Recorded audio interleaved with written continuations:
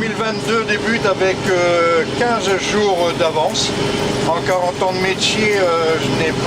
je me rappelle pas, j'ai jamais commencé si tôt parce que bon, il y a les orges d'hiver qui ont été faites début juillet, qui habituellement se font le 14 juillet, un peu avant le 14 juillet, et on a une petite trêve de 8-10 jours entre les orges d'hiver et les froment, donc les blés d'hiver qui sont maintenant arrivés en maturité, comme je vous ai dit, avec 15 jours d'avance, avec une qualité très très bonne, faut dire ce qui est. C'est pas le cas dans toutes les régions. Nous avons eu la chance d'avoir 2 épisodes pluvieux il y a 3 semaines, 1 mois, qui ont fait que les grains ont pu se remplir normalement. Donc la qualité de la farine et du pain devrait s'en sentir cette année pour nos blés ici de la région.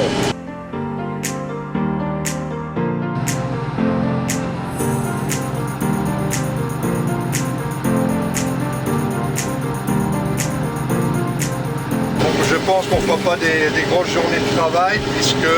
ça peut se prolonger sur 8-10 jours, contrairement à une année très humide où là il y a des arrêts successifs et la moisson peut durer 1 mois comme l'année dernière. À moins que je ne sais pas, je ne suis pas Madame Soleil, je ne connais pas la météo jusqu'à la fin de la semaine prochaine, mais a priori les premiers jours de la semaine vont être encore plus chauds. Et là ça nous incite aussi à être très prudents parce que on le voit en ce moment, dans beaucoup de régions de France, il y a des incendies, donc les machines chauffent, la ferraille chauffe et il faut être très vigilant. Certainement que début de la semaine, comme il nous annonce un épisode caniculaire, on mettra certainement, au lieu de mettre en route dans l'après-midi vers 13h,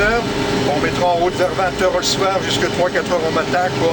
Ce sera préférable et même pour nous, on travaillera dans des meilleures conditions physiques.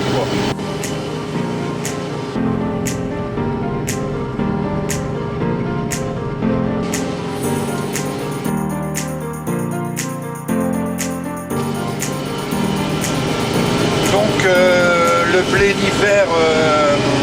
il se sème au mois d'octobre, ensuite il passe l'hiver, c'est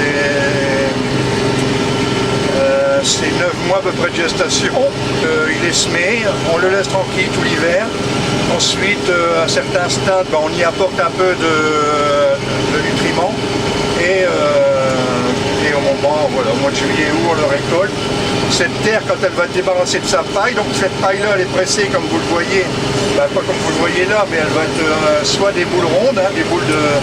500-600 kg ou des gros ballots carrés.